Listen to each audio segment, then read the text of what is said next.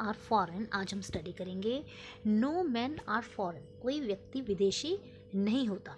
Have you ever thought of some people as strange, क्या कभी आपको कुछ लोग अजीब अजनबी लगे हैं, स्ट्रेंजर लगे हैं, और अदर कंट्रीज एज फॉरेन या विदेशी लगे हैं। We have many ways of thinking of other people as different from us, हम बहुत से तरीके हैं जिससे हमें वो लोग हमसे अलग नज़र आते हैं एज दैम। अस मीन्स हम और दैम मीन्स वे सब। They may belong to different country, उनका देश अलग हो सकता है, स्पीक डिफरेंट लैंग्वेज, उनकी लैंग्वेज अलग हो सकती है।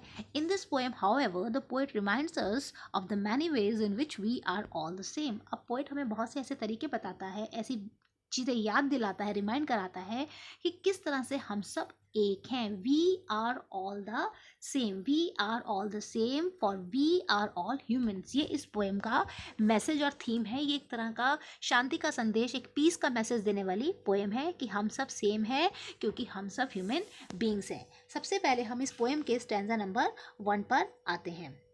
Remember no man are strange, remember no men are strange, no country is foreign, beneath all uniforms a single body breathes like ours, the land our brothers walk upon is earth like this in which we shall all lie। Poet हमसे बोलता है याद रखो no man are stranger, remember means याद रखो, no man are strange, कोई भी व्यक्ति अजनबी नहीं होता, नो कंट्रीज फॉरेन, कोई भी देश विदेश नहीं होता, बीनीथ ऑल यूनिफॉर्म्स, हमने तरह तरह के अलग अलग तरह की यूनिफॉर्म्स पहन रखी है, पहनावे हैं हमारे, अ सिंगल बॉडी ब्रीज, लेकिन सब यूनिफॉर्म के नीचे एक ही प्रकार की बॉडी सांस ले रही है। हम सबकी ह्यूमन बींग्स की जो बॉडी है वो कैसी है, वो सेम है। लाइक आर्ट्स, हमारी तरह, the land of brothers walk upon, जिस तरह से हम धरती पर चलते हैं उसी तरह की धरती पर हमारे जो दूसरे भाई हैं वो भी चलते हैं। Is earth like this in which we shall all lie, और इसी तरह से इस धरती पर एक दिन हम सब क्या हो जाएंगे, इस धरती पर हमारी मृत्यु भी हो जाएगी। We shall lie in the grave in the same earth, हम इस धरती पर हमारी मृत्यु भी हो जाएगी। जिस धरती पर हम चलते हैं एक ही तरह से और एक ही प्रकार से हम इस धरती पर हमारा अंत भी हो जाएगा। Now we come to the stanza number 2। Stanza number 2 कहता है they too aware of the sun and air and water are fed by peaceful harvest, by war's long winter starve, their hands are ours and in their lines we read a labor not different for our own। Poet कहता है कि they too aware of sun, air and water, जिस तरह के सूरज की रोशनी हम लेते हैं, जिस तरह की हवा हम लेते हैं, जिस तरह का पानी हम पीते हैं, वो भी वे ही सेम सन, एयर और वाटर, वो भी उसी का यूज़ करते हैं। सन, एयर और वाटर हम सबका सेम है। Are fed by the peaceful harvest, जिस तरह से हम फसल हम काटते हैं और फसल अन्न से, अनाज से हमारा पेट भरता है, उस तरह से उन सबका भी पेट भरता है। By wars long winter starve, लेकिन जब युद्ध होता है, जब विंटर होती है और जब फसल नहीं होती है तो वो भी हमारी तरह ही सर्दियों में और विंटर के टाइम में हमारी तरह वो भी स्टार्व करते हैं, बिना खाने के रहते हैं। देयर हैंड्स आर आर्स, उनके हाथ भी हमारे जैसे हैं। And in their lines we read a labour not different from our, और उन हाथों की जो लकीरें हैं उनमें वो निशान हमारे जैसे हैं, मेरे से मेहनत करते हैं हम, और हमारे हाथों पर जो निशान बने हैं उनके हाथों पर भी वही मेहनत के निशान हमें नज़र आते हैं। इस तरह से हम लोग अलग नहीं हैं, हम सब क्या हैं, सेम हैं। उनके हाथ भी हमारे जैसे हैं और वो भी हमारी तरह ही मेहनत करते हैं। इस तरह के एग्जांपल्स पोएट अपने रीडर्स को दे रहा है ये बताने के लिए कि कोई भी फॉरेनर नहीं होता। अब हम नेक्स्ट स्टैंजा पर आते हैं। Remember they have eyes like ours, उनकी आंखें हमारे जैसी हैं। दैट वेक, जो कि जगती हैं और सोती हैं। स्लीप मीन्स सोती हैं। And strength that can be won, और उनके पास भी वो ताकत है जिसे हम जीत सकते हैं। बाय लव, अपने प्यार से हम किसी भी ताकतवर इंसान को जीत सकते हैं।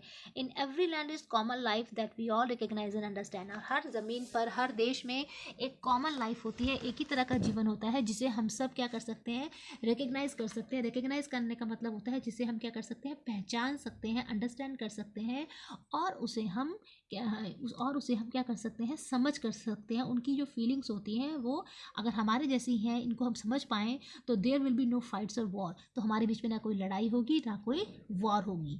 उसके बाद हम नेक्स्ट आंसर पर आते हैं। Let us remember whenever we are told, याद रखो जब भी हमें बोला जाता है, टू हेट आवर ब्रदर्स, अपने भाइयों से नफरत करने के लिए जब भी हमें बोला जाता है, इट इज़ आवर सेल्फ, वास्तव में हम खुद से ही नफरत करते हैं। जब भी हमें कोई कहता है to hate a person from another country, to think him as a enemy, कि सोचो कि वो हमारा दुश्मन है, तो ये मान लो कि हम खुद से ही नफरत करते हैं। That we shall dispossess, betray, condemn, remember we who take arms against each other. यदि हम एक दूसरे के खिलाफ, अगर हम एक दूसरे के खिलाफ हथियार उठाते हैं तो हम खुद को ही क्या कर रहे हैं, बिट्रे कर रहे हैं। बिट्रे का मीनिंग होता है धोखा देना। बिट्रे का मीनिंग होता है बच्चों धोखा देना। कंडेम करना, डिसपोजेस करना, डिप्राइव करना, हम खुद को ही उन सुखों से डिप्राइव कर रहे हैं, महरूम कर रहे हैं हम, क्योंकि हम सबको ही लॉस का सामना करना पड़ेगा। जब वॉर होगी तो जितना लॉस उनका होगा उतना ही लॉस हमारा भी होगा। तो हम क्या कर रहे हैं, यदि उनके खिलाफ अगर हम वॉर कर रहे हैं तो हम खुद के खिलाफ भी वॉर कर रहे हैं। Remember we who take arms against each other. अगर हम एक दूसरे के खिलाफ, आर्म्स मतलब यहाँ पे है हथियार, अगर हम हथियार उठाते हैं, दूसरे के खिलाफ वेपन उठाते हैं, तो हमें ये बात याद रखनी चाहिए। It is a human earth that we defile, कि जब हम किसी के खिलाफ हथियार उठाते हैं तो हमें याद रखना चाहिए कि we make the earth dirty, हम इस धरती को क्या कर रहे हैं, गंदा कर रहे हैं। क्योंकि जो हथियार होते हैं वो लोगों को मारते हैं, उनकी बॉडी इस धरती पर गिरती हैं।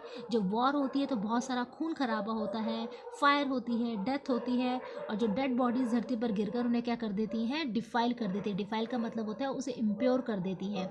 Our hells of fire and dust outrage the innocence, जो हमारी मासूमियत है उसे वो वॉर छीन लेती है। Of the air that is everywhere own, वो हवा जो कि हम सबकी है उसको वो ख़राब कर देती है। Remember no man are foreign and no country strange, कोई भी व्यक्ति फॉरनर नहीं होता और कोई भी कंट्री स्ट्रेंज नहीं होती।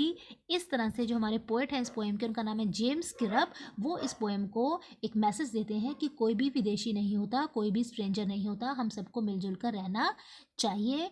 सबकी हमारी यूनिफॉर्म्स अलग होती हैं बट हम उनके बीच बीच में हमारी बॉडीज सेम होती हैं। हम सब एक तरह की हवा इस्तेमाल करते हैं, पानी इस्तेमाल करते हैं, एक ही धरती पर हम रहते हैं, एक ही तरह से हम जीते हैं, एक ही तरह की फसल हम खाते हैं, एक तरह का भोजन हम करते हैं।